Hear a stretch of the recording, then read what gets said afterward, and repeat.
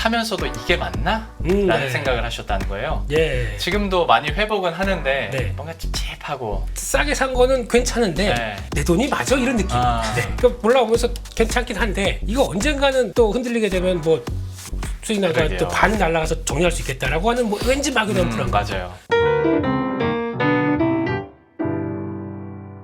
오늘 시장 한번 얘기해 보도록 할 텐데 저희가 일주일 전에 만났을 때는 거의 분위기가 초상집이었고 그렇죠. 세상 망하는 느낌으로 거의 미국은 경기 침체가 왔고 엔캐리 트레이드는 거의 뭐 청산의 막 이 폭풍 속에서 어떻게 해야 될 것인가 얘기를 했는데 일주일 사이에 미국 경제가 갑자기 살아나는 것도 아니고 엔캐리가 청산이 다 끝난 것도 아닌데 분위기는 많이 바뀌었습니다. 그간 일주일 동안 그리고 오늘 시장 좀 어떻게 보셨는지 팀장님께서 한마디 해주시죠. 네, 일단은 우리 앵커님께서 말씀해 주신 대로 후퇴라고 한 단어로 표현할 수 있을 것 같아요. 우려감의 후퇴. 우려감이 우려감의 후퇴. 방금 이제 쭉 나열해 주셨던 부분들, 경기 침체 우려감, 그다음에 엔캐리 트레이드 청산과 관련된 불확실성. 네. 사실 그거는 그 외사 IB에서는 75%인가요? 뭐 이미 청산이 나왔다. 뭐 그런 네. 기사는 나왔지만 사실은 그거를 판단할 수 있는 알 수가 기준은 없죠. 없죠. 예. 근데 이제 어쨌든 엔화가 좀 안정을 찾으면서 그 엔캐리 트레이드 우려감도 이제 후퇴가 좀 된 그런 부분들 때문에 국내 증시가 안정을 좀 찾았다. 딱 지난 우리 월요일 날 방송하고 그 다음부터 안정을 찾았네요. 맞아요. 네. 그리고 물론 아직까지 외국인 수급은 조금 울퉁불퉁한 것 같아요. 오늘도 코스피에서는 외국인들이 이제 순매수를 좀 보였지만 코스닥에서는 한 1,500억 정도 또 순매도가 나왔거든요. 뭐 그 매도에 비하면 사실은 오늘 양시장 1% 정도의 상승으로 마무리가 됐기 때문에 뭐 그래도 지수는 좀 잘 버틴 게 아닌가라는 생각인데 어쨌든 전체적으로 방금 말씀드렸던 그런 우려감들 마무리가 좀 된 모습이었고 이 화면 한번 봐보시면 지금 이제 오늘 사실은 장이 끝나고 난 다음에 이 판을 보면서 좀 느낀 부분은 뭔가 이제 그 매수가 좀 집중이 되기보다는 기관과 외국인들도 약간 좀 분산되는 그런 맞아요. 느낌이 좀 있는 것 같아요. 네. 딱 한 업종이 오늘 매수 강도 상위 업종으로 이렇게 동시에 들어와서 제가 노란색으로 이렇게 칠해놨거든요. 네. 유틸리티 업종이고 뭐 이미 아마 우리 오늘 주식 보시면서 시장 보신 분들은 한국가스공사 맞아요. 때문이다라는 느낌이 오실 겁니다. 그렇죠? 한국가스공사가 한참 우리도 이제 뭐 동해가스 대왕고래인가요? 네. 그 이야기 뭐 하다가 엄청 주가가 조정 많이 받았죠. 네. 근데 최근에 이제 뭐 실적이나 가스 가격 인상 기대감 뭐 이런 부분들이 갑자기 또 이야기 나오고 동해도 이슈가 나오면서 오늘 양매수가 이렇게 들어온 업종이 있었고 이 유틸리티 업종을 제외하면 사실은 오늘 양매수가 들어온 업종은 거의 좀 찾아보기 어려운 부분이고 오히려 매도는 전기장비 업종. 전기장비 업종은 주로 이제 변압기라든지 전력기기 업종이 속해져 있는 업종이거든요. 여기는 좀 매도가 집중되면서 일부 종목단의 좀 흐름이 분산되는 조짐이 좀 있는 그런 그림이었던 것 같아요. 그래서 시장은 전체적으로 좀 안정을 찾았고 종목별로도 섹터별로도 시장보다 강한 뭐 제약바이오라든지 일부 종목들 나오고 있지만 아직까지는 좀 반등은 좀 제한적인 그러한 흐름인 것 같고 어쨌든 그나마 다행스러운 부분은 신용과 관련된 반대 매매와 관련된 부분이 좀 일단락이 된 부분들 있죠. 네. 급하게 나와야 맞습니다. 되는 자금들이 일단락되면서 국내 증시가 이제 반등 기조를 좀 이어가는 부분들은 그래도 좀 다행스러운 부분 아닌가 뭐 이렇게 정리를 좀 해드리면 될 것 같습니다.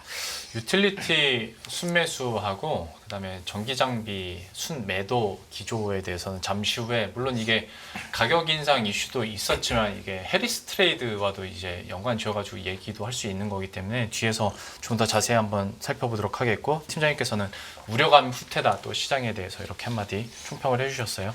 대표님께서는 오늘 시장 어떻게 보셨습니까? 우려감 후퇴가 아니라 네. 그냥 퇴퇴퇴입니다. 우려감 퇴퇴퇴. 예, 네. 그냥 지난 일주일 동안이 예. 시장 맞아요. 퇴퇴퇴 이런 분위기. 네. 없애면 안 될까요? 일주일 딱 그냥 없었다 치고 네. 그냥 여기서부터 시작하면 안 될까요? 그래도 뭔가 또 반등을 했는데 없애기는 아깝지 않습니까? 네, 그냥 감기 걸린 이상한 질문이었습니다. 네. 그래서 일단 시장 분위기 볼 때 그냥 회복합니다. 회복하는데 시장 분위기는 왜 이렇게 찜찜하죠? 그런 내용들이죠.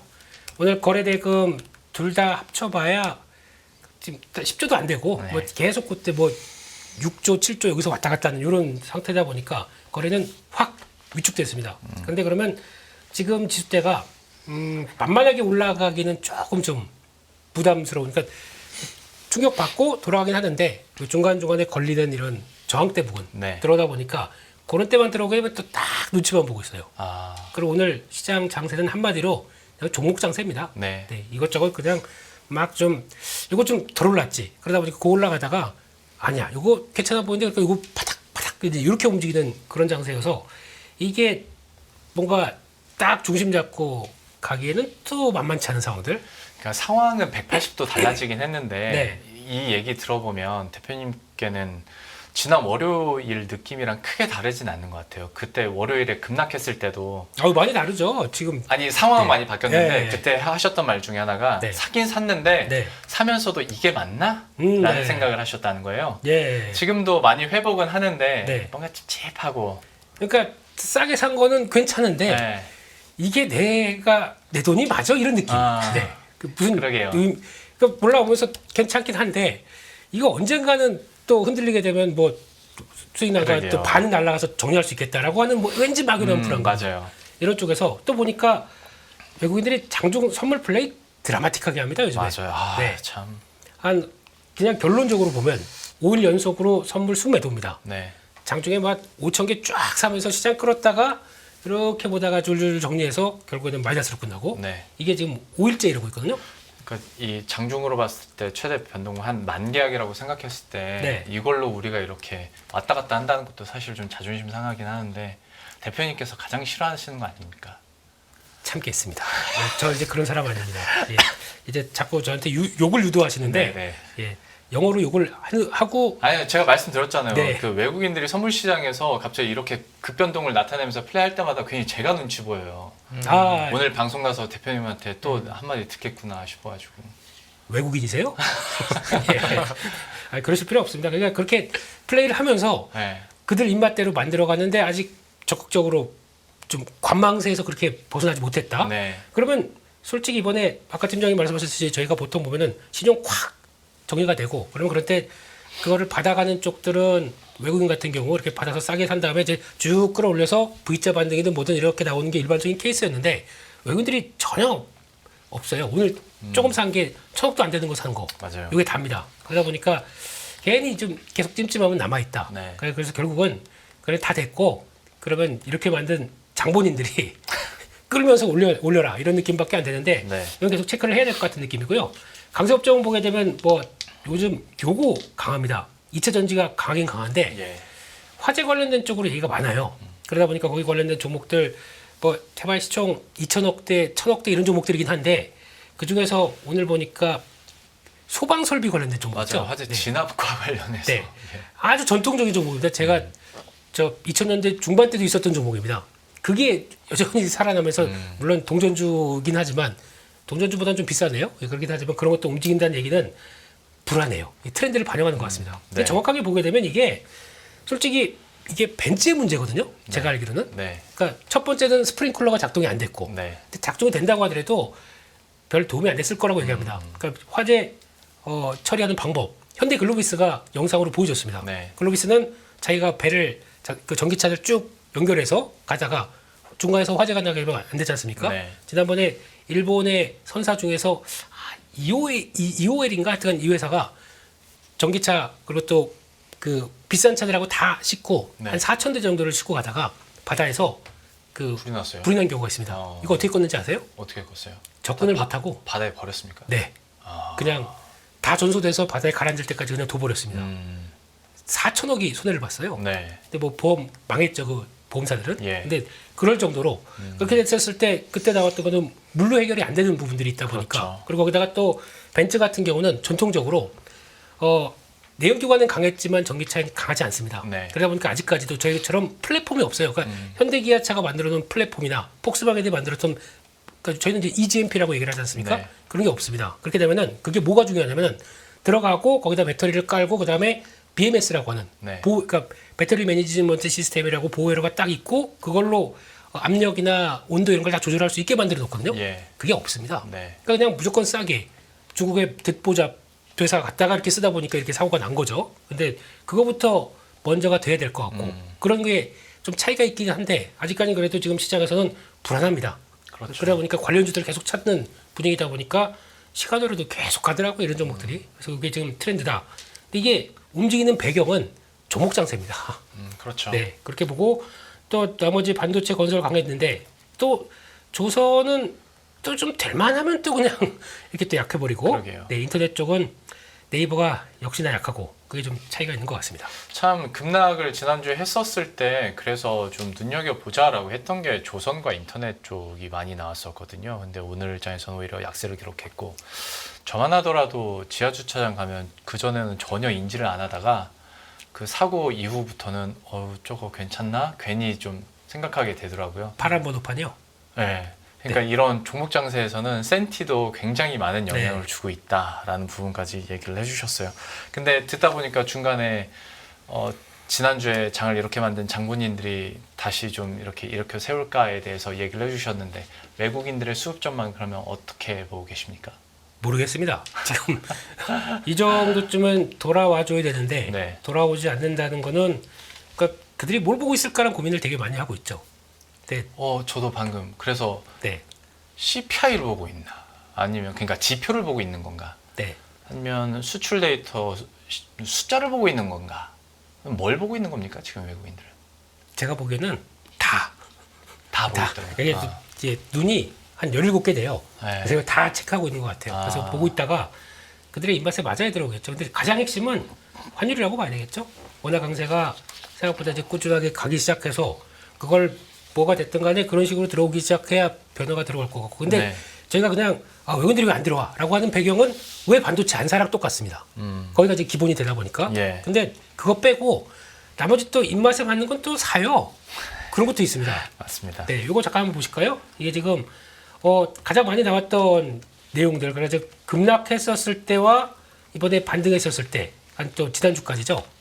2주간의 동향을 봤었을 때 얼만큼 빨리 올라오느냐. 이게 가장 큰 핵심 아니겠습니까? 그러니까 빠졌을 땐 많이 빠졌는데 많이 빠진 거 좋아. 그만큼 돌아오느냐라는 쪽으로 봤었을 때 그렇게 됐었을 때 이제 갈리는 게 이제 그런 섹터들이겠죠. 예. 대부분이 보게 되면 그런 섹터의 핵심은 외국인들이 좀 자리를 차지하고 있었습니다. 조선 마찬가지고 그리고 또 빠진 것도 없어요. 조선은요. 그리고 또 건강관리 그 바이오 쪽이죠. 뭐 건설 그리고 또 상사자본제 에너지 여기 증권 보험 소프트웨어 이런 쪽들이 있는데 네. 반대로 보게 되면 거기에 포함 안 되는 나머지 뭐 반도체, IT 하드웨어, 디스플레이 이런 쪽들은 생각보다 반응이 늦다는 얘기죠. 네. 결국에는 외국인들의 입질이 크게 없었다. 물론 예. 사긴 삽니다만 크게 판 거만큼 안 산다고 하다 보니까 이런 현상이 나오겠죠. 그게 좀 차이가 돼서 이게 일단 주도구나 생각하지만 이게 또 그렇다고 해서 이게 막 가는 게 아니라 낙폭과대는 낙폭과대예요. 그럼 거기서 이제 변화가 나오기 시작하게 되면 이런 반도체나 이쪽에서 종목들이 움직인다 그러면 그동안 같은 게 또 쉬어요. 네. 그러니까 약간 시속 게임이 나옵니다. 그게 결론적으로는 순환매라는 핑계를 들고 종목 장사가 나온다는 얘기죠. 그러게요. 그리고 지금 다 못 올랐던 종목군들도 네. 어느 날은 외국인이 왕 샀다가 다음날 그만큼을 더 팔아버리니까 이건 참 가늠하기가 쉽지 않은 것 같아요. 그 연속성 측면에서도. 왜 이렇게 부정타는 얘기하세요? 불안하게 사람. 아니 그랬었다. 네. 앞으로는 안 그랬으면 좋겠다. 요즘 저희 깜짝깜짝 놀라가지고 그런 얘기 들으면 큰일 나요. 네, 좀 살려주세요. 네네. 네. 끝입니까? 네, 대표님의 한마디에 살려주세요. 네. 그로 마무리 짓고. 근데 그 환율이 중요하다고 얘기를 하셨으니까 N 쪽에 대해서는 이제 팀장님께 좀 여쭤볼게요. 네네. 일단은 그러니까 N 달러가 강세를 나타내다 보니까 그리고 N에 대한 숏 포지션도 어느 정도 다 해결이 된 것 같다라는 뭐 자료들도 나오고 뭐 그래서 우려감이 좀 덜어진 것 같긴 합니다만은. 그런 엔화에 대해서 그리고 이게 미칠 우리 시장에 대해서는 앞으로는 어떻게 될 것 같습니까? 네, 일단 오른쪽에 이 그래프 한번 보시면 이 빨간색이 달러엔 환율의 그래프라고 보시면 될 것 같아요. 네. 그리고 파란색이 코스피 차트 예. 흐름이거든요. 우리가 상관관계라고 많이 표현을 하죠, 그죠? 그래서 달러엔 환율과 최근에 코스피가 좀 연동되는 성격이 맞습니다. 있더라라는 겁니다. 그러면 이제 결국에는 엔화가 지금 이제 강세가 나타나면서 좀 우려감이 컸는데 엔캐리 청산 우려감 때문에 예. 그럼 이게 빨리 좀 원래 흐름대로 뭐 안정을 좀 찾아야지만 코스피도 좀 더 좋아질 수 있는 그런 부분이 좀 되지 않겠냐라는 생각들을 지금 좀 하고 있는 거죠. 그래서 이번 주에도 뭐 수요일인가요? CPI라든지 뭐 소매 판매 데이터 이런 것들이 나오는데 네. 뭐 그 데이터도 중요하고 엔화 변동성도 계속은 좀 체크가 돼야 되지 않을까 하는데 이런 분들이 이제 말씀을 여전히 좀 매파적으로 하시는 것 같아요.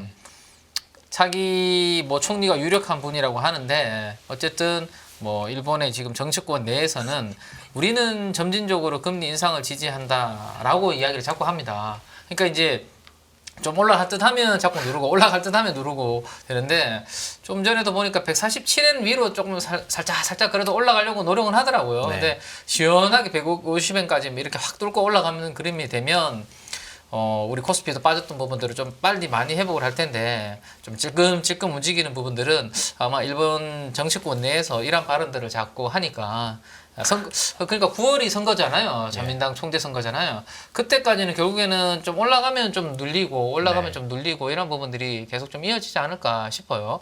물론 거기에 이제 이 정치인들이 발언을 확 바꿔버리면 달라지겠지만 지금 스탠스로는 뭐 그런 부분들이 선거 때까지는 유지될 것 같아요. 참 그런 걸로 치면 지금 미국 상황도 트럼프가 워낙 세게 얘기들을 해가지고 그렇죠. 직접 개입한다는 느낌으로 막 얘기를 하잖아요. 아, 그거도 제가 가지고 왔죠. 요거 한번 볼까요, 그러면? 예. 네. 기준금리의 간섭을 예고했답니다. 네. 네. 내 직감이 더 낫다. 연준보다. 사실 이거는 일국의 대통령 후보로서 하기는 참 쉽지 않은 그런 발언인데, 그렇죠. 그죠? 네. 왜냐하면 우리도 한국은행에 대해서 뭐 이래라 저래라 하면 좀 이슈가 생기잖아요. 독립성을 줘야 된다. 예. 그리고 미국의 이제 중앙은행인 연준도 뭐 이건 미국뿐만 아니라 세계적으로 이제 관행이죠. 약간 그럼요. 독립성을 예. 보장하는 게 역시 근데 트럼프는 기대를 저버리지 않고 내가 하는 게 더 낫다. 내 직감을 믿어라. 뭐 이런 식으로 해서 기준금리를 좀 외워하면서 예. 낮출 그죠? 네, 그런 부분들을 계속 이야기를 하고 있는 것 같습니다. 죄인처럼 서 있네요. 연준 그러니까 의장께서. 또 그렇게 사진을 예. 이미지도 예, 네, 그런 저거야 지난 행정부 때 그쵸. 그렇죠, 맞아요. 사진이었는데, 그때 이제 예. 약간 쭈구리 이런 근데 사실 그때도 그런 짤들을 많이 돌았죠. 돌았죠. 뭐, 네. fired 해가지고 근데 뭐 이제 했었고. 불났어요? 죄송합니다. 네. 오늘 유머에 불났네요. 예. 그러니까 화제 뭐 이런 아직까지 머릿속에 계속 그 테마가 근데 그 테마가 그 9월 달에 뭐 정책 다시 나온다고 했잖아요. 네. 그때까지는 아마 대표님 머릿속에 계속 머리에 있을 것 같습니다. 화제 테마가 이게 지금 종목 장색이다 보니까 아니 네. 근데 이해해드려야 될 것 같은데요. 한 그거는. 방송에도 드립을 워낙 많이 이렇게 하시니까 제가 대표님 성향을 알아서 그냥 한 10개 던져서 몇 개 얻어 걸리면 좋다는데 이번 거는 얼굴이 엄청 빨개지시네요. 아닙니다. 얼굴에 불났습니다. 네. 네. 자, 그래서 N 이야기 잠깐 이어가 보면 어쨌든 여기 저항이 최근에 한 147에서 148엔에서 자꾸 부딪히는데 모르겠습니다. 이걸 뭐 시원하게 한번 뚫고 가줬으면 하는 바람인데 한번 지켜봐야 될 것 같고 이번 주에 예.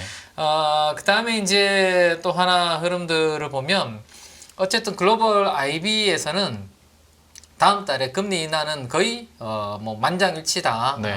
뭐 기정사실하다 이야기를 합니다. 근데 이제 이게 인하 폭이 얼마가 될 것인지가 그쵸. 이제 네. 이슈인 거죠. 이제 하는 거는 기정사실화 되는 거고, 이게 지금 거의 반반인 것 같아요 지금. 그래서 이번 주에 아마 뭐 CPI나 소매 판매 데이터에 따라서 조금 약간씩 움직이는 그런 부분들이 될 것 같고, 지난주에 일부 지표들이 약간 우려감이 완화되다 보니까 지금 반반 정도로, 네, 그래서 이번 주에 지표들을 봐야 여러 부분들이 또 결정이 되지 않을까라고 생각할 수 있을 것 같아요. 그래서 지금 엔화의 방향성은 계속 추세적으로 약세로 가기에는 일본 정치권에서 누르는 부분이 있기 때문에 그래서 우리나라 외국인 수급도 아까 말씀을 주신 것처럼 시원하게 안 들어오고 그죠? 네, 시원하게 지금 맞아요. 들어오지 못하고 왜냐하면 엔화가 방향성이 코스피하고 연동되는 걸 우리 조금 전에 봤잖아요. 네. 그런 구간에서 외국인들이 참 강하게 뭔가 베팅하기는 옛날하고 뭔가 다른 패턴이 지금 나오고 있는 거죠. 그래서 이게 좀 끝나는 시점이 적어도 9월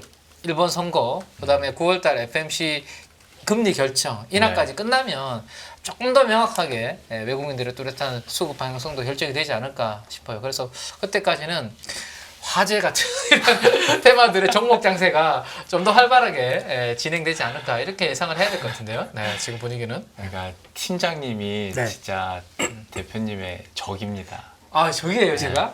실패한 드립을 계속 나 물고. 실패했습니까? 네. 환율 상황들 그리고 일본과 또 미국의 통화 정책들 근데 그 변수로 이제 트럼프 이슈까지 잠깐 얘기를 해봤고 일단 뭐 환율도 봐야 되고 지표도 봐야 되고 수출 지표도 봐야 되니까 이제 뭐 외국인 측면에서는 적극적으로 뭔가 대응하기는 쉽지 않아 보이는데 이슈 한 가지씩 좀 보자면 그나마 반도체에 대한 이러다가 TSMC가 호실적을 기록하면서 약간은 좀 누그러진 것 같긴 한데 전반적으로 TSMC 실적과 관련해서 그리고 반도체 업황에 대해서는 좀 투자 전략적인 측면에서 대표님 어떻게 보고 계십니까?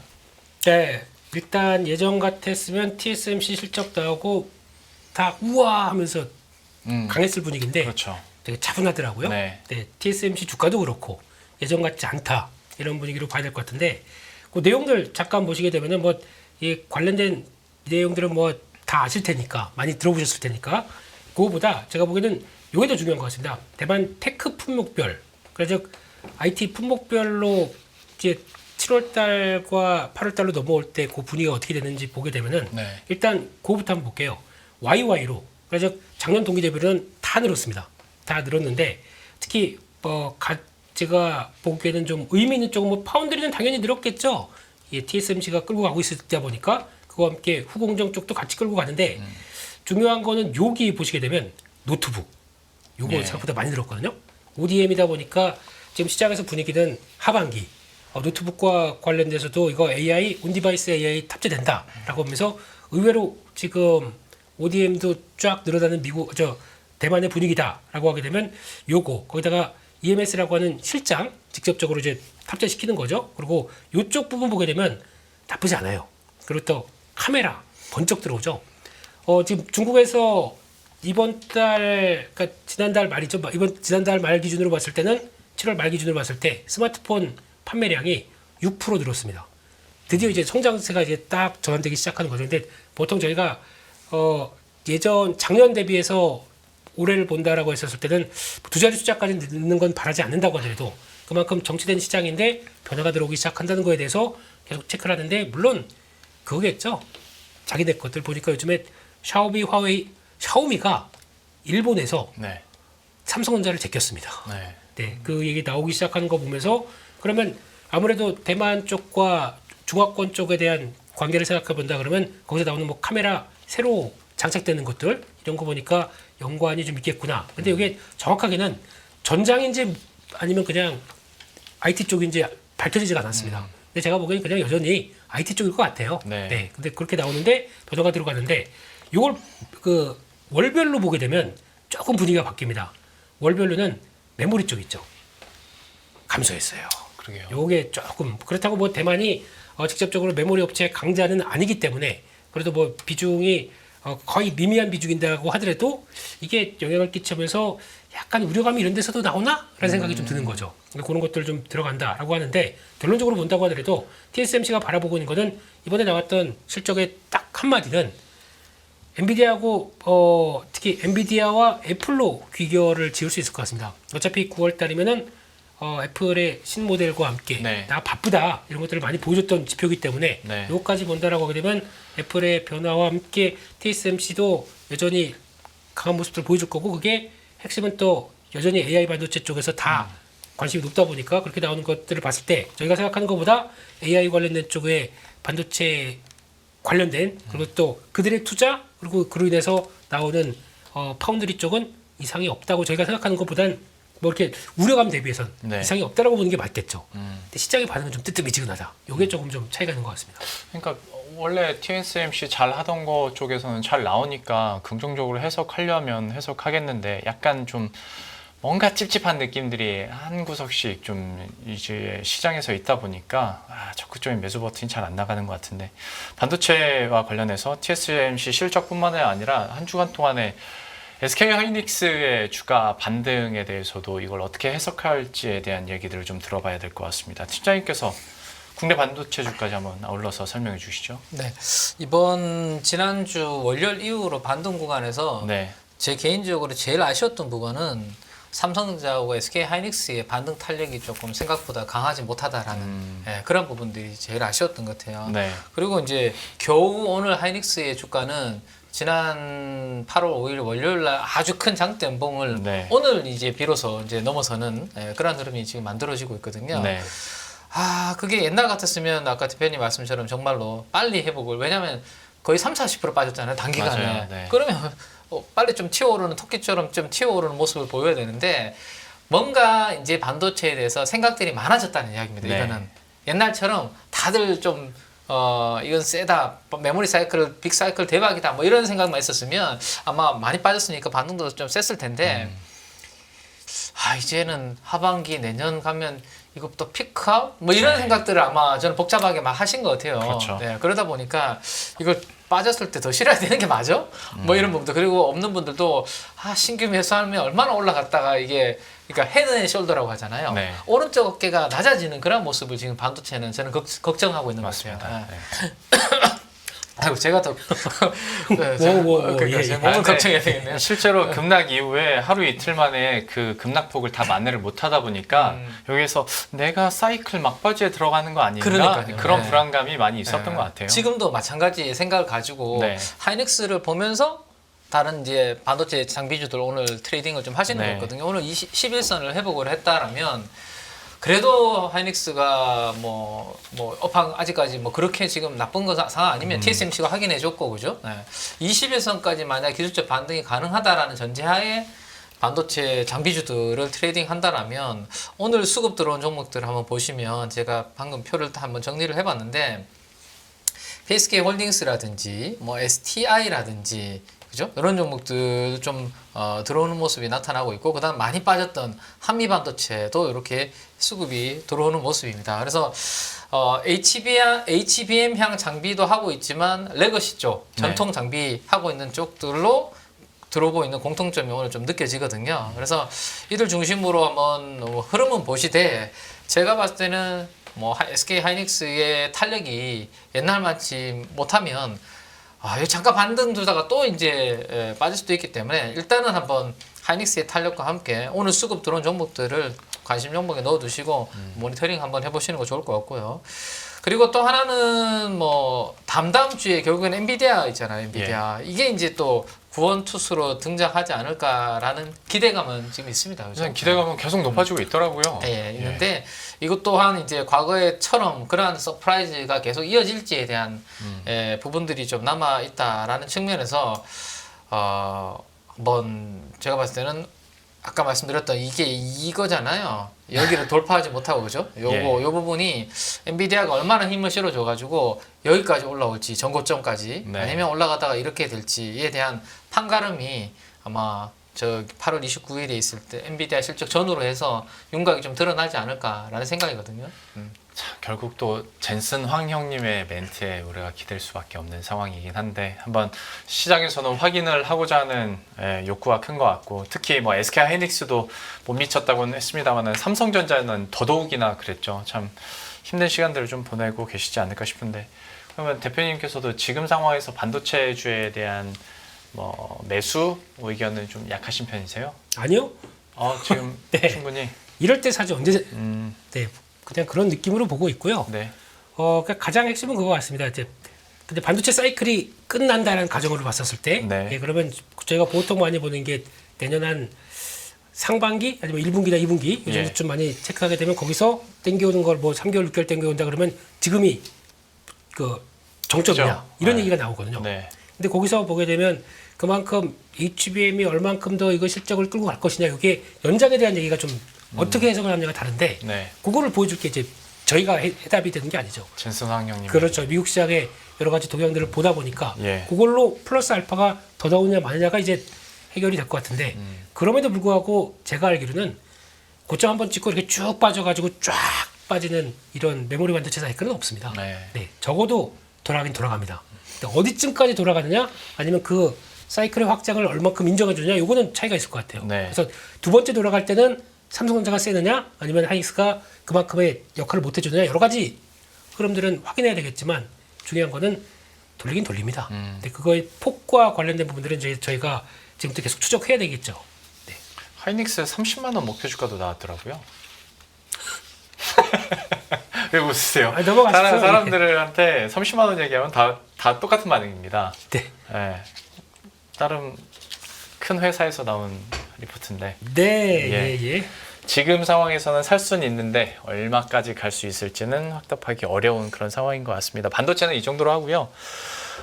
K-뷰티와 관련해서 그러니까 이렇게 종목별 장세도 있고 불확실성이 클 때 결국에는 이제 실적에 그리고 숫자에 의존할 수밖에 없는데 뭐 꾸준하게 수출 지표 잘 나오는 쪽이 또 K-뷰티 쪽이다 보니까 여기에 대한 관심들도 또 늘었던 것 같습니다. 관련해서는 대표님께서 한번 전략 짚어주시겠어요? 네, 일단 국내 임용 쪽에서 또 하나를 차지하고 있는 게 톡신, 네. 예, 그리고 또 필러 네, 이런 시술 쪽에서 쪽. 예, 또 하나의 축을 차지했는데 이번에 실적이 잘 나왔어요. 네. 네, 근데 그걸 봤었을 때 혹시 우리 이거 전문 우리 팀장님이 계시죠? 보톡스와 필러의 차이를 좀 얘기를 해주십시오. 일단 다 맞아봤는데요. 아 진짜요? 네, 맞았죠. 네. 미간은 제가 여기 필러죠. 내천자 있잖아요. 네. 네. 그래서 여기도 맞았는데 이미 좀 굳어 있는 상태라서 주름이 그 1년 잘 만에 안 다시 되더라고요. 맞았다면서요. 뭐 사실 6개월 정도 네. 주기로 좀 맞아줘야 되는데 필러가 채우는 거고 맞아요. 보톡스가 녹이는 건가요? 마비시키는 거예요. 마비. 마비시키는 거. 그래서 인상 찌면 이 주름이 안 생기죠. 이렇게 할 때. 아. 근데 지금 많이 생기잖아요. 네. 이 효과가 이미 끝난 거죠. 제가 아. 계속 안 맞다 보니까. 그러니까 이게 중요한 거예요. 한 번 맞으면 계속 맞아야 네. 되는. 그렇죠, 네, 그렇죠. 그 포인트. 그거. 예. 그러니까 어느 게 더 비쌉니까? 가격은 비슷해요? 요즘 워낙 저렴해져가지고. 아 그래요? 네, 요즘 네. 10,000원짜리도 있습니다. 아, 진짜요? 네, 요즘은 보톡스. 그래서 원정 온다잖아요. 네. 진짜. 예. 그 얘기를 지금부터 드리려고 합니다. 네네. 예. 제가 판 깔아드렸습니다. 네, 이게 팀장님이 하셔야 되는데 이제는. 아이, 네. 일단 저는 근데 뭐. 요즘 보니까 CNN에서 그냥 단독 종합적인 네네. 보도를 하나 했더라고요. 한국인 인플루언서가 네. 한국 방문해서 사흘간 15건 미용 시술을 받았대요. 맞아요. 네. 그래서 비포 애프터. 네. 왜 사진도 이렇게 찍었을지 모르겠어요. 원래 비포 애프터는 다 저렇게 찍잖아요. 그거 비포는 뭐 이렇게 뭐 네. 어둡게 찍고. 네, 맞아요. 예. 그래서 이렇게 나오면서 이분이 같은 분인데 맞으세요? 근데 3일 동안 15건을 했대잖아요. 예. 그래서 그걸 다 해서 그래서 뭐 보니까 서울은 글로벌 미용 수도다. 그러면서 내가 받았던 게 스타일링, 눈썹 문신, 염색 이건 뭐 네, 아주 일반적인 거죠. 네네. 거기다가 인모드 시술이 그게 그건가요? 이렇게 땡기는 건가요 이게? 네. 네. 그 승모근 보톡스가 이게 제니가 있던 거죠. 이거 어깨 이렇게 뽕 들어가게 이게 약간 좀 이렇게 각지게 해서 좀 갸녀리게 보이는 거. 아, 그래요? 그렇다고 그러더라고요. 네, 그래서 저도 검색해서 알았습니다. 이게 뭐야 도대체? 그런데 그래서 그렇게 한다고 하더라고요. 그래서 이걸 다 했더니 금액이 625만 원. 네. 이거를 미국에서 시술을 했었으면은 이 정도가 아니랍니다. 거의 비행기 값은 나온다던데요? 비행기값 이상으로 네. 예, 충분히 그 이상으로 했다고 하더라고요. 그래서 그렇게 돼서 하다 보면은 이런 게 또 다 그런 거죠. 그래? 그러면서 이 사람이 또 인플루엔서니까 또 갑자기 그렇죠. 네, 조회수 팍 올라갔을 때고 네, 그러다 보니까 작년에 한국을 찾은 외국인 환자 수가 한 60만 명 그래서 144%가 늘었대요. 근데 이게 조금 좀 그래요. 이게 저희 건강보험을 좀 악용하는 환자들도 좀 있을 거 아닙니까? 네, 그런 것도 다 포함되는데 이렇게 썩 기분이 좋진 않아요. 근데 약간 이런 임용이나 아니면 또 이런 성형 쪽과 관련된 쪽으로는 다시 한번 직결을 했으면 좋겠는데 결론은 지금 정부가 그래도 유도하겠다. 내년 2027년까지 70만 명 목표인데 많이 돌아왔어요. 빠르게 돌아온 거죠. 그래서 이것도 하나의 변화가 되겠다. 근데 왜 또 이런 현상이 나오냐고 봤을 때 비만 치료제 있죠? 네. 이거를 받다 보니까 뭐 이제 미국 사람들 기준으로는 30kg 빠지는 건 일도 아니래요. 네. 의외로 잘 빠진다고 하더라고요. 그들은. 그래서 네. 30kg 빠지게 되면 일단 첫 번째 옷을 바꿔야 됩니다. 그렇죠. 그렇겠죠? 그리고 두 번째 살이 이렇게 처지는 현상이 나온대요. 네. 그럼 그거를 이렇게 좀 관리해주고 하는 그런 성형수술 이게 붐이라고 합니다. 미국은. 그래서 성형수술 받은 케이스가 최근 들어서 8%가 늘었대요. 그렇다는 얘기는 이제 두 자리 숫자까지 는다는 얘기로 봐야 되겠죠. 근데 그거를 잘하는 게 비싼데 그런데 시술도 그렇고 좀 실력도 있고 싼데 그러면 이것도 하나의 케이스가 되지 않나. 예전에는 또 왜 중국 사람들이 다 압구정 같은 데 보면은 이러고 다 다녔지 않습니까? 맞아요. 근데 그게 또 바뀔 수도 있겠구나. 이런 생각도 한번 살짝 해봤고요. 거기다 가장 중요한 거는 요거와 연관돼서 봤을 때 처진 거 그리고 또 늘어진 거 관리한다. 뭐 톡신과 관련된 회사들의 실적들의 변화가 나올 수 있겠다라고 보는데 이걸 보시게 되면은 이번에 실적들 다 잘 나왔습니다. 그래서 올해 기반으로 봤을 때 실적들을 지금 영업이익으로 보게 되면은 YOY로 한 35% 유젤이 그렇고요. 에디톡스가 거의 한 200% 늘어나고 거기다가 대웅제약이 23%. 그런데 이거를 보게 되면은 이유가 있습니다. 이게 원년으로 많이 보더라고요.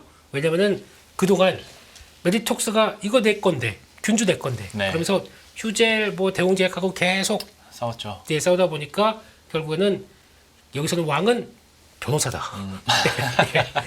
내 거다 다 내 거. 그렇죠. 네, 이런 식으로 나오면서 판관비에 작용하는 게 상당히 컸는데 올해 10월 10일 날 가게 되면은 거의 이제 마무리되는 결과가 나오다 보니까 그때 이후로는 더 이상 이제 그게 잡힐 게 없고 수출만 잘 되기 시작하게 되면 그때부터는 지금처럼 뭐 휴젤 같은 경우도 영업이익이 이제 계속 꾸준하게 우상해 가는 쪽들 다 나올 수 있겠다 이렇게 바라보고 있다 보니까 관심이 다 높아지기 시작하는 거죠. 그렇게 보는 것도 중요한 포인트 것 같고 그러다 보니까 지금 PR 기준으로 봤을 때는 올해 나올 거 그러니까 이번에 나온 실적과 함께 기준으로 봤을 때는 대웅제약이 제일 저렴해 보입니다. 근데 이게 그럼에도 불구하고 대웅제약의 한계는 이제 나보타를 미국의 에볼루스라는 회사와 함께 수출해서 이렇게 나오는 약간 중간 단계가 있고 그중에서 합의를 한 게 있어요. 메디톡스랑. 그래서 합의를 한 게 있기 때문에 그 중간에서 나갈 것까지 생각하게 되면 본 실적보다 오히려 이게 메디톡스에 더 도움되는 거 아니냐. 이런 식으로도 많이 얘기를 하거든요. 그거는 일단 또 체크를 해봐야 될 것 같습니다. 그러면 결국에는 아까 보신 것처럼 메디톡스가 실적의 변화가 더 가파르게 올라가는 거 아니냐 이런 쪽으로 추정을 하는데 그거 빼고 휴젤 같은 경우는 물론 이제 나름대로 메디톡스와의 관계 때문에 지금 뭐 아직까지는 이것저것 다 나온다고 하더라도 해외 쪽에서 그 사이에 이게 유럽허가 중국허가 이런 식으로 쭉 나왔던 좀 깔아놓은 거죠. 예. 이걸 봤을 때는 훨씬 더 좀 영역이 커지는 거 아니냐. 그러니까 볼륨 자체의 매출액은 더 커지는 거 아니냐. 이런 쪽으로 나오는 거고 거기다가 주주가치 관련된 쪽에서 가장 또 많이 하고 있는 쪽이다 보니까 휴젤에 대한 점수를 더 시장에선 더 주고 있는 게 현실인 것 같아요. 그래서 이런 것들은 3, 4번 비교해보고 여기 안 들어온 회사들도 있습니다. 네. 무슨 그런 쪽에서 봤을 때 좀 약간 중형급들 종목들도 있는데 의외로 성과 잘 내는 종목들도 있습니다. 그렇기 때문에 그런 것까지 같이 보시면서 이게 또 하나의 트렌드로 가서 이제 K뷰티가 보톡스도 K뷰티였지 이런 식으로 확대가 되는지 여부들도 한번 좀 체크해 보셔야 될 것 같습니다. 예, K뷰티 중에서도 보톡스 쪽 또 투자 포인트 얘기를 해주셨으니까 방금 나왔던 세 개 회사 또 기업들 잘 분석하시면서 여기서도 투자 아이디어 받아가시길 바라겠고요. 그다음에 이제 바이오 쪽도 잠깐 얘기해 보겠습니다. 뭐 K뷰티나 반도체도 얘기를 했으니까 바이오 쪽에 대한 기대감들 그리고 실제로 급락한 이후에도 좀 바이오에 대한 투자 의견들도 참 많이 나왔었거든요. 팀장님께서는 현 시점에서 바이오주에 대해서는 어떻게 보십니까? 이게 참 근데 사실 어려운 업종 중이잖아요. 어려운 업종이죠. 네, 어려운 업종이라서 뭐 개별 종목에 집중 투자하시는 것보다는 네. 좀 똘똘한 바이오 ETF를 차라리 네. 하시는 게 좀 편안한 투자가 될 수 있다라는 것을 먼저 이제 말씀을 드리고 네. 그러면 이제 그런 뭐 ETF든지 개별 종목이든지 투자를 할 때 어떤 사이클에서 해야 되는지 그게 이제 중요한데 조금 전에 우리가 금리 인하에 관련된 이제 페드와치 전망을 봤지만 어쨌든 계속 지금 금리가 떨어질 것으로 지금 전망을 하고 있잖아요, 그죠? 예. 뚜렷하게 이렇게 되고 있습니다. 네. 내년도까지 가서 금리는 이렇게 계속 내려갈 것이다라는 것을 머릿속에 지금 들어가 있기 때문에 금리 인하와 관련된 수혜주들을 시장에서는 자꾸 이제 보게 되는 거죠. 그리고 바이오는 대표적으로 또 최근에 트럼프 후보가 되든 해리스가 되든 누가 되든지 간에 어쨌든 뭐 약간 인하 쪽으로 약간 네. 발언들을 해주기 때문에 그런 부분에 있어서도 나쁘지 않은 부분이고 그 다음에 또 뭐 생명보험법인가요? 또 중국을 또 견제하려고 하는 네. 바이오 쪽에 그런 부분들도 우리나라의 반사수의 기대감 여러 가지가 지금 맞물려 있는 것 같아요. 그 중에서도 가장 큰 사이클은 금리 인하와 관련된 부분이고요. 지금 이 그림은 앞으로도 계속 이제 바이오 투자할 때 참고를 하시면 될 것 같은데 금리가 올라갈 때 전체적으로 바이오 섹터 재미없고 금리가 올라가다가 이제 멈추면 바이오도 같이 멈추고 서서히 이제 기대감으로 올라가는 이 그림을 이제 좀 머릿속에 계속 좀 넣어두실 필요가 있을 것 같고 제약업종도 마찬가지의 사이클을 같이 그리고 있습니다.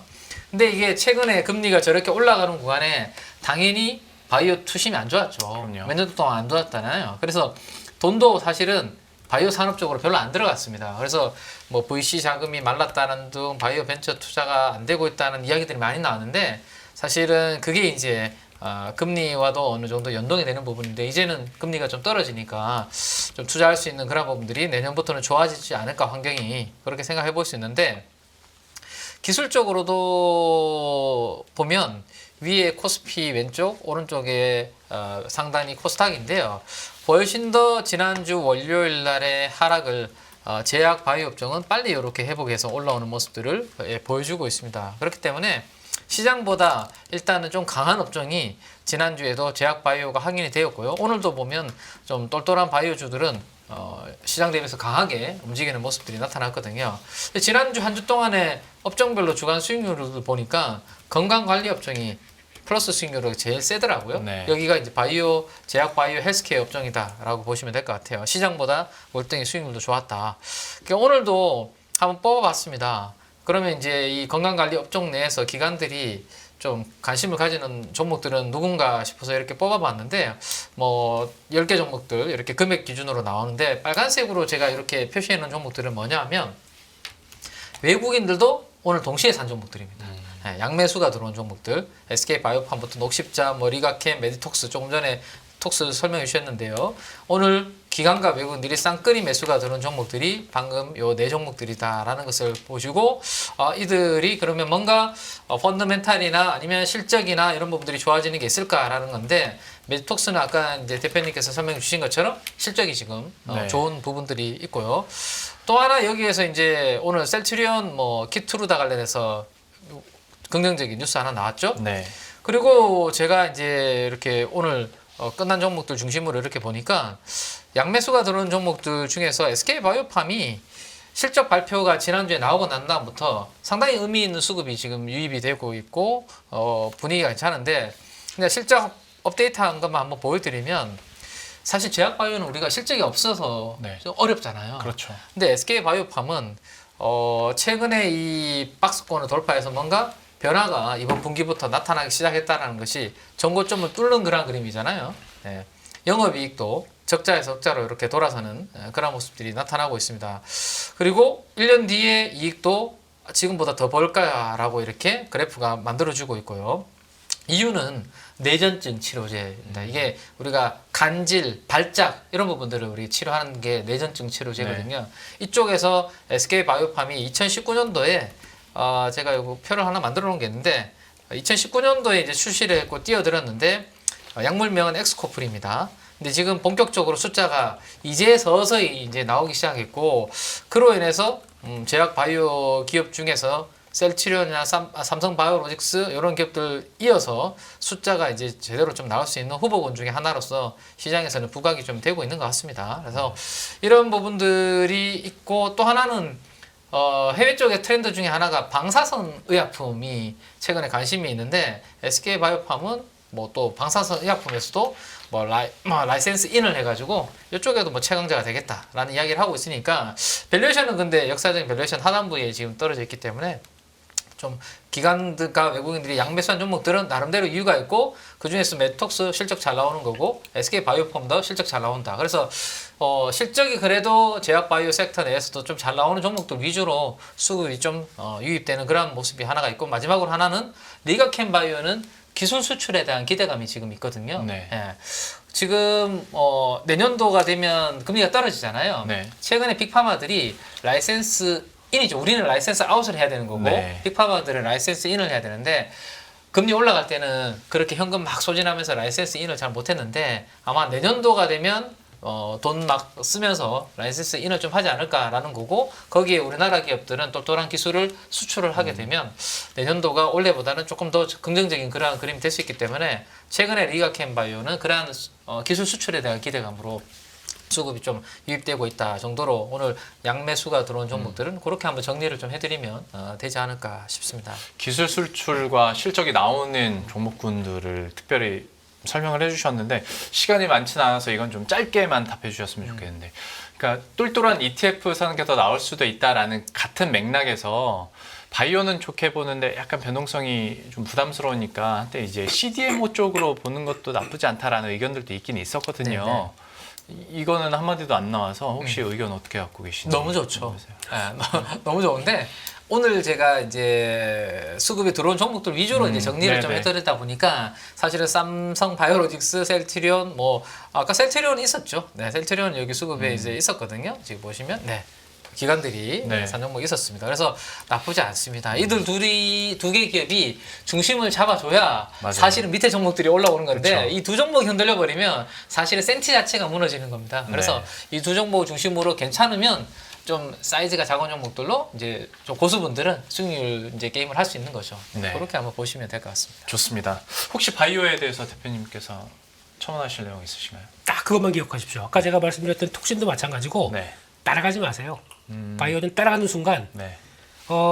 수익 나는 것 같아서 하다가 한순간에 후루. 참 그래요. 네. 그렇기 때문에 조금 기다렸다가 좋은 거 확인. 그러면 타이밍은 다시 조절해 가면서 매매하시는 게 훨씬 좋다고 생각이 들고 그래야 건강한 매매가 될 것 같습니다. 네. 알겠습니다. 바이오를 대하는 투자 어떤 관점과 심리까지도 얘기를 해주셨고, 건설주로 바로 넘어가도록 할 텐데 여기는 정책 모멘텀과 실적 모멘텀이 같이 있는 흔치 않은 그런 종목군입니다. 건설주에 대해서 그래서 어떻게 봐야 될 것인지, 근데 여기도 생각보단 쉽지 않습니다. 건설주 투자하는 것도 좀 포인트 어떻게 잡고 계십니까? 일단 8월 8일 날 정부에서 이제 주택 공급과 관련된 대책이 나왔고, 투심은 이미 이제 금리, 조금 전에 이제 대표적으로 금리 인하 기대감이 반영되는 업종 두 개를 꼽으라고 하면 제약 바이오, 그다음에 이제 건설이 되겠죠. 그렇죠. 네. 건설은 이제 어쨌든 금리가 좀 떨어져줘야 좋은 거니까. 근데 거기에다가 정부의 스탠스가 지난주에 발표처럼 주택을 좀 공급을 하겠다라는 그린벨트 해제, 해제 이야기가 나오니까 그러면 이 주택 중심으로 국내 건설사들의 입장에서는 그래도 최근보다는 조금씩 나아지겠네라는 기대감이 좀 만들어진 그런 구간이라고 보시면 될 것 같아요. 근데 이제 건설을 우리가 트레이딩할 때 사실 지금 당장 숫자가 잘 나오진 않거든요. 그렇죠. 그 이유가 요 그래프 한번 보시면 좋을 것 같은데, 이것도 수주 받아서 나중에 실적 나오는 산업이잖아요. 그러다 보니까 이 분양이 이렇게 떨어지면 후행적으로 실적이 나중에 안 좋아지고요. 분양이 올라가면 바로 실적 올라오는 게 아니라 그것도 시차를 두고 나중에 이렇게 올라옵니다. 그래서 지금 당장 실적은 안 좋은데 이쪽도 당연히 지금 금리가 이제 내년도에 떨어질 것이고, 그다음에 정부가 조금 그래도 지금보다는 규제를 완화해 준다라는 기대감이 지금 생기고 있는 구간에서 먼저 주가는 이제 올라오기 시작하는 거고, 나중에 저러한 것들이 숫자로 나올 때쯤이면 이미 주가는 이제 오히려 피크아웃을 찍고 내려올 수 있는 그런 사이클을 그리는 산업이다라는 것은 조금 알고 계시는 게 좋을 것 같아요. 그래서 지금 시장에서 뭐 대표적으로 국내 건설 쪽에서는 두 종목 정도 쪽으로 거의 집중이 되고 있는 것 같아요. GS건설과 그다음에 뭐 현대산업개발, 그죠? 이 두 종목으로 집중이 되고 있는 건데, 두 개의 성격은 뭐냐 하면 올해보다 내년도에 그다음에 올해보다 상반기보다 하반기의 수익성 ROE가 다른 건설사보다 좋아질 거다라는 방향이 이미 나오다 보니까 딱 그 두 개의 소수 종목, 그리고 해외 쪽은 거의 뭐 삼성 E&A 정도 이야기만 나오고 있거든요. 그래서 오늘도 뭐 수급 정리된 거를 제가 한번 표를 한번 보시면 건설업종 내에서 기간의 매수 강도 상위 종목들을 이렇게 리스트를 뽑아 보니까 딱 GS건설과 현대산업개발 이 두 종목으로 금액 기준으로는 가장 많이 들어오는 그런 모습들이 있더라고요. 그래서 만약에 정부의 이러한 스탠스가 이어지고 금리 인하에 대한 기대감이 좀 커진다면 이 두 종목 위주로만 일단 먼저 움직일 가능성이 높은데, 좀 전에 대표님께서 바이오도 말씀해 주셨잖아요. 너무 이렇게 올라갔을 때 따라잡으면 바이오는 또 내려오는 출렁임이 있으니까 기다렸다가 똘똘한 것들을 골라놨다가, 그죠? 근데 최근에 GS건설, 현대산업개발 아마 주가 흐름을 보신 분들은 아시겠지만 지난주 월요일 같이 하락했습니다. 네. 시장이 흔들리니까. 근데 이내 시장이 안정 찾으니까 바로 V자로 거의 다 올라왔거든요. 거의 뭐 이틀 만에 다 네, 거의 전고점까지 다시 올라왔습니다. 그러면 딱 지금은 이미 전고점까지 또 올라와 있는 상황이기 때문에 여기에서 막 급하게 또 따라가기보다 혹시라도 또 뭐 시장이 뭐 무슨 이슈로 또 모르지만 또 흔들릴 수 있는 그런 부분이 생긴다면 뭐 건설 내에서 내가 개인적으로 관심 있는 것들을 몇 개 추려놨다가 그렇게 또 조정받았을 때 어쨌든 올해보다는 내년도가 지금 모멘텀은 좋은 상황이니까 올 하반기에 뭐 그렇게 조금 느긋하게 조정받는 구간에서 좀 관심 가지고 공부를 좀 하시는 게 좀 좋지 않을까 그렇게 정리를 좀 해드리면 될 것 같아요. 특히나 건설주는 애매한 자리에서 잘못 잡으면 시간이 좀 오래 걸려가지고 사이클이 길죠. 맞아요. 쉽지 않습니다. 그래도 한번 스터디는 계속 해가면서 보시길 바라겠고 건설주 관련한 코멘트 대표님께서도 한마디 해주시죠. 네, 첫째 지금은 리츠 보시는 게 좋을 것 같고요. 리츠. 회사들 똘똘한 것들 지금부터 자본주 조달 비용이 금리 내려서 바뀌다 보니까 네. 오히려 배당률과 또 좋아질 겁니다. 선배금도 꽤 높죠, 다들. 전문이시죠 그쪽에? 아유, 전문 아니고. 그쪽은 아니신가요? 그쪽 맞긴 한데. 네, 거기까지만 하겠습니다. 예. 네, 그 약간 이상해지니까 예, 그렇게 리츠 쪽 관심 있고 중장기 투자는 가능할 것 같습니다. 이거 한번 보셨으면 좋겠고 두 번째 저는 건설주는 얘기는 되게 오래전부터 했습니다. 거의 업황 바닥이다. 네. 근데 그런데 이번에 보니까 정부에서 정책 나오는 거 보니까 혹시 토지거래 허가 쪽으로 바로 바뀌는 데가 있더라고요. 네. 저기 강동 쪽에 네. 네, 축하드립니다. 네, 아주 이제 떼부자 되시겠네요, 우리 앵커님. 네, 저요? 그쪽 아니셨나요? 아, 죄송합니다. 왜 예, 이러시는 거예요? 네, 그쪽이 어떻게 살고 계신 아파트 제가 공개합니까, 대표님? 예, 네. 그러니까 거기 왜 이러세요? 이제 공적인 거 사적인 걸 구분하시고요. 예. 좋네요. 괜찮은데요? 이 분위기는. 아니요. 예. 혹시 관심 있으시면 네, 알겠습니다. 그쪽 강동 고덕 그쪽이 네.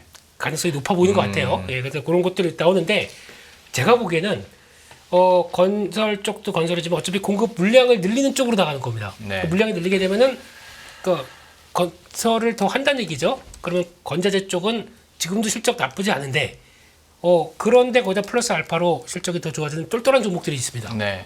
그것도 타겟 한번 잡아보시고 특히 이럴 때는 재무구조 조금 이상하면 안 되거든요. 아, 그런 거 흥결없고 배당 줄 정도면은 네. 뭐 큰 무리 없는 거 아닙니까? 네. 이럴 때서 배당 주는 종목적으로 건자재도 살펴보자. 여기까지입니다. 건설주를 바라봤을 때 두 가지 또 포인트를 짚어주셨으니까 이것도 매수 버튼 누르기 전에 꼭 체크하시면서 좀 가셨으면 좋겠고요. 마지막 질문이 될 것 같습니다. 앞에서도 해리스 트레이드 얘기하면서 이제 신재생 쪽 여쭤보도록 할 텐데 팀장님께서 한번 짚어주시고 팀장님의 답변 길이에 따라서 대표님께 발언 기회를 줄 수 있느냐 하십시오. 없느냐 괜찮습니다. 결정될 것 같습니다. 네. 예. 짧고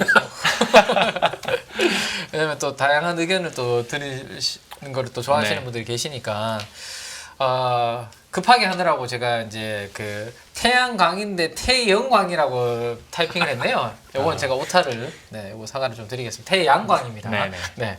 근데 지금 뭐 오늘 끝난 수급 동향을 보니까 CS 윈드 양매수 들어갔고 지난번에 실적 잘 나왔죠, 그죠? 네, 얼마 전에 실적 나왔는데 그래서 바닥에서 양봉 하나 엄청 크게 만들어 놨고요. 그 뒤로 지금 어쨌든 추세는 살아있는 모습입니다.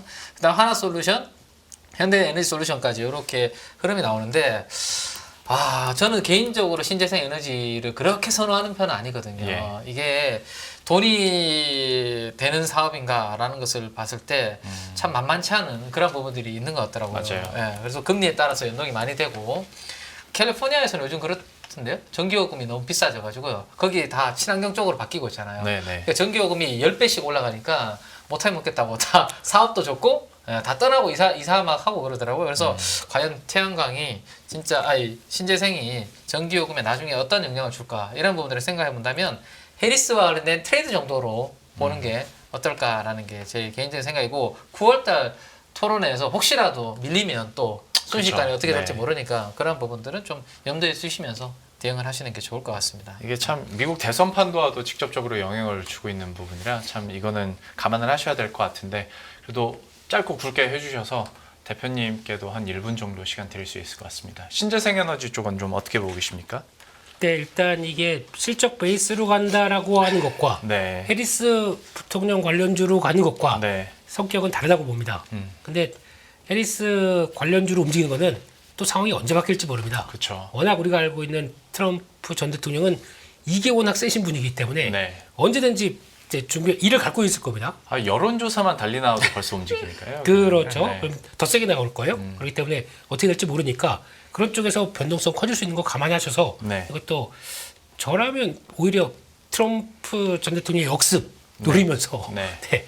그런 쪽도 한번 보시는 게 어떨까. 아. 이거 따라가는 것보다 저라면 청개구리 같은 제 입장이라면 그러면 전통 쪽으로. 그렇죠. 에너지 쪽 관련된 쪽을 그쪽. 근데 국내에서는 수혜주가 별로 없어요. 네. 가시려면 미국으로 가셔야 됩니다. 네네. 네, 그쪽이 더 그게 더 맞지 않나라는 생각에서 시소를 타야 될 것 같습니다. 이것도. 네. 알겠습니다. 신재생 에너지 쪽은 맞아요. 그러니까 그 포인트 때문에 미국 대선 정치 이슈냐 그리고 실제 기업 가치나 산업 가치의 이슈냐에 따라서 좀 변동성이 커질 수 있고 좀 다른 방향성을 보일 수가 있어서 여러분들도 좀 체크하시길 바라겠고요. 오늘 장에서 좀 특징적인 움직임 보여줬었던 종목군들 좀 빠르게 살펴봤습니다. 오늘 두 분은 이 정도에서 마무리 짓고 인사드리도록 할게요. KB증권 프라임클럽의 민재기 팀장, 레몬리서치 김민수 대표 함께했습니다. 오늘 말씀 고맙습니다. 감사합니다. 안녕하세요. 이승입니다. 더 많은 영상을 보고 싶으신 분들은 화면 오른쪽에 있는 구독 버튼을 눌러주시기 바랍니다. 그리고 영상을 보시면서 좋아요는 필수인 거 아시죠? 항상 인포맥스 라이브를 사랑해주셔서 감사합니다.